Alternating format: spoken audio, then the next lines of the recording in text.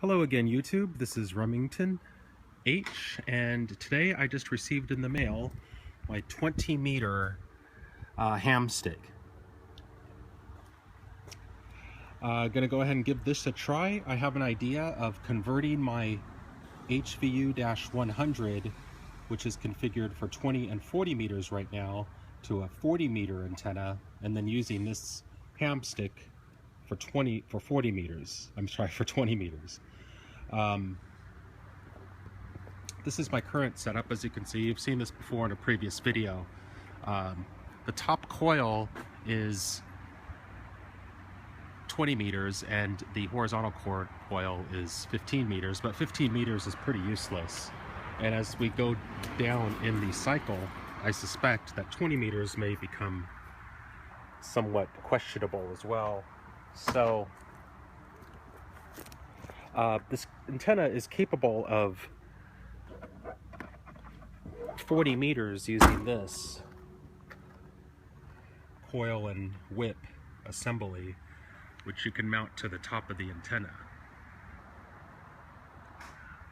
It is possible to configure this antenna for 20 and 40 meters, having this 40-meter coil on the top, and that 20-meter coil you see up at the top in the horizontal position, but the antenna is just too top heavy. It really would need to be guyed, and that's just not something I can do. So I don't really suspect this is all that efficient an antenna anyway. So I'm going to replace it with the 20-meter hamstick. I'm going to do some SWR testing for you and see what we can get and if this is going to work. The antenna was about $14.95 on MFJ's website. I ordered it directly from them. I also have a Workman 40-meter hamstick, which I'm sure probably are made by the same company. That one seemed to work pretty well, although I did have some trouble bringing it down in SWR. I did a previous video where I used a capacitor, and I fixed a capacitor to the feed point, and that did help. So anyway, when I come back, I'm going to have this put together and on the car. In order to attach this antenna to the car's trunk lip mount, I have this adapter here, which I bought at a Hamfest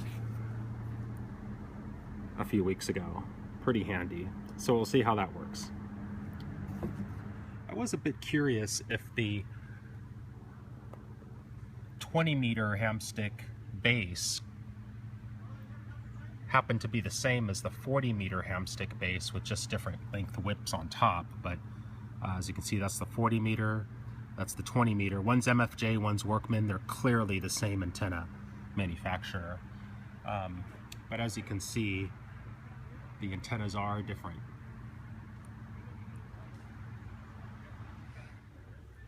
Okay, this is the hamstick. Comes with the mast, I guess you would call it, the whip, and little Allen wrench.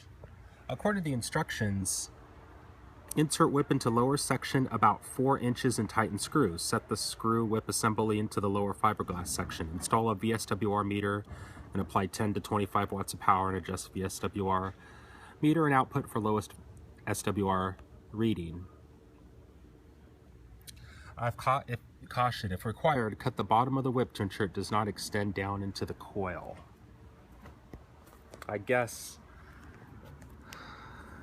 this is the coil, so you don't want the whip to extend any further. I've heard there's a little wire sometimes that might go across in here, and you could break that wire.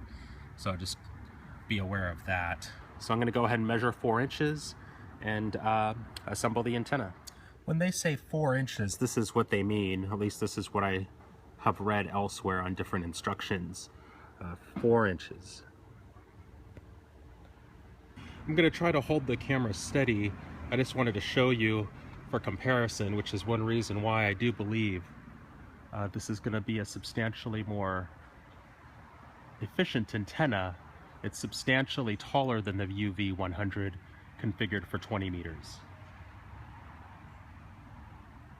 That's going to be a little bit of an issue. I'll just have to be extra careful while driving. It's actually going to be probably about that. I don't know how well that'll resolve on the camera, but there it is. This is the 3/8, I guess 3/8 inch 24 thread, I believe it is, to PL259 adapter. As you can see, like most HF mobile mounts, mine has, I believe that's the SO239. Hope I'm not getting my genders mixed up, but that simply adapts it. It's a pretty sturdy, seemingly sturdy mount adapter, so we'll see how that works. Okay, that's the 20-meter hamstick mounted on the car. I don't know how well that's going to resolve. See if I can brighten it up a little bit. It's pretty tall. I suspect I'm going to have to shorten the whip at least a few inches to bring it into tune. Hopefully I will be able to get it to tune. We're going to go ahead and do that next. This is my not so trusty Sark 100. Although it seems to be fairly accurate on 20 meters from what I could tell. I did a bit of more of an extensive sort of review operation video with it when I did my 40-meter hamstick video. This may very well be just as in-depth an operational video of this meter. However, this is a good sign that this is with the 4 inches, and it looks like SWR is going pretty well. When you turn on the meter, it defaults to 14.100. So let's go ahead and run a scan. It'll scan for the lowest SWR and show us the frequency. And it'll also show us the bandwidth between 2.0 to 1 SWR readings.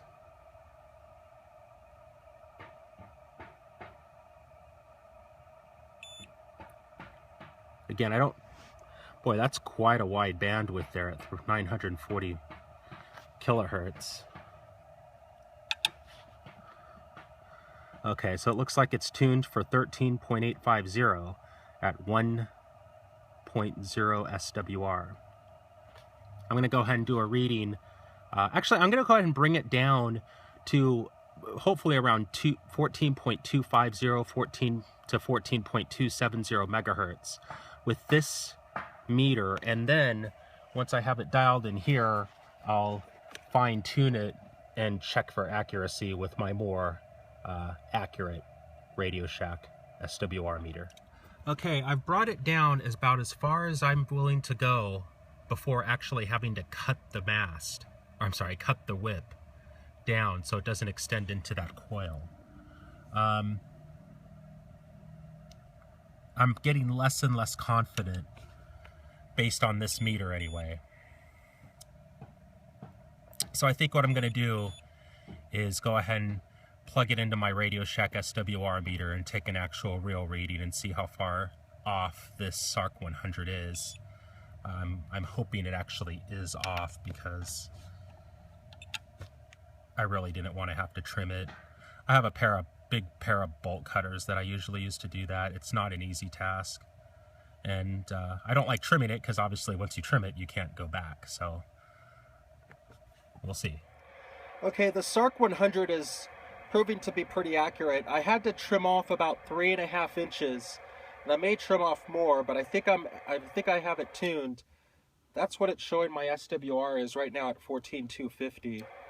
It stays within 1.5 to 1 all the way up to 350, and as far down as I quickly checked, all the way down to about 150. So that's pretty good. Obviously I like to see a little lower SWR. I have an antenna tuner, so that's not really a big deal if it's 1.5 to 1. I'm sure that's fine. Obviously these type of vertical antennas should have a lower feed point impedance. So obviously the reason I'm getting 1.5 to 1 apparently is because there is loss in ground loss or so. This isn't the best area to test. I may actually right now take a little drive to a more open area and see maybe I'm getting some RF radiated back into the antenna. Took a short little drive here, just a couple of blocks away, some open area, and that's my SWR, between about 1.3 and 1.4 to 1.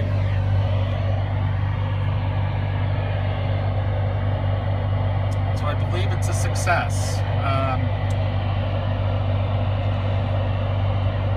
Propagation has not been real good today at all on 20 meters, whether it was in my DX160 with the 50-foot dipole or in here in the car.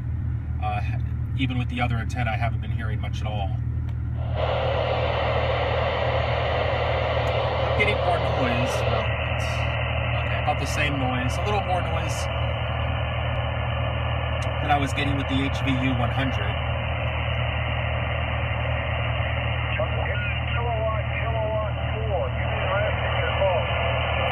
I don't know if that's a good thing or not. Okay, well, I am encouraged by those meter readings. I'm going to go ahead and reconfigure my HVU-100 to straight 40 meters only. And I'm going to go ahead and give this configuration a shot and see how the Hamstick works. I'm not persuaded that it's all that efficient with that incredibly wide bandwidth. It is quite tall though, so hopefully it'll be improvement over the HVU-100. The Hamsticks do seem to get good reviews.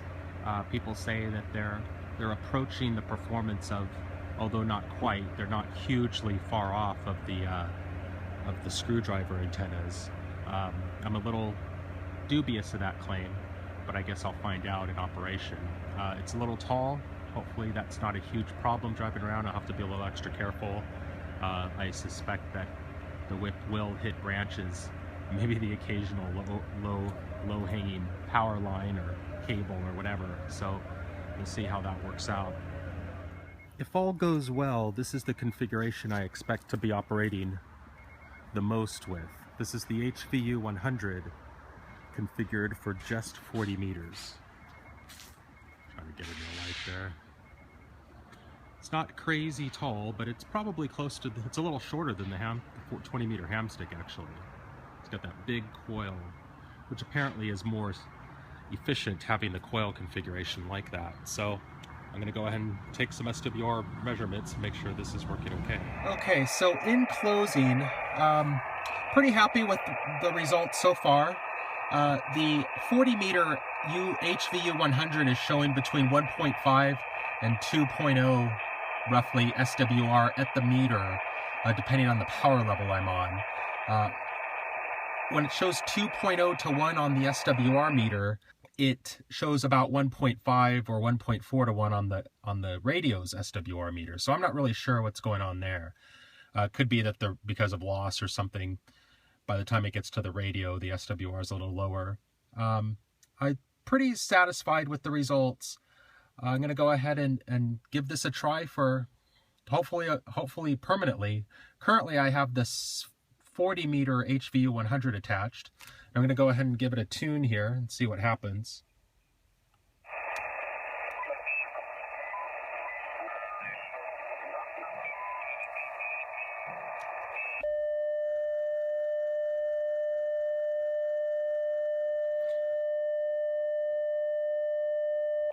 Okay, so it appears to have been able to tune it to an SWR of 1.0 to 1. That took a little longer than I expected it to take because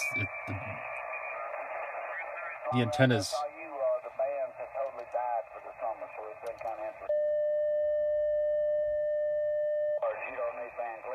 And that was a memory tune apparently. So we'll see how it works. Hope this has been helpful. If you have any questions, please feel free to comment in the video.